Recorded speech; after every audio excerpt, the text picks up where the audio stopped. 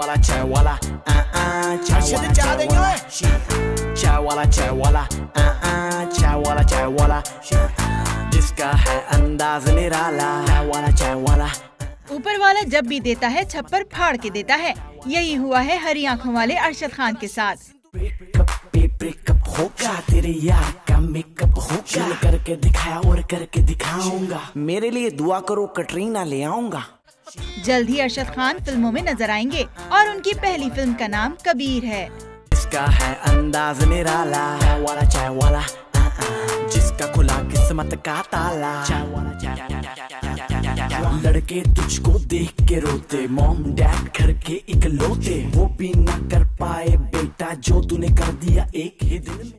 Film की shooting होगी Dubai और बर्तानिया में और इस सिलसिले में वो जल्द ही दुबई रवाना हो रहे हैं। चाय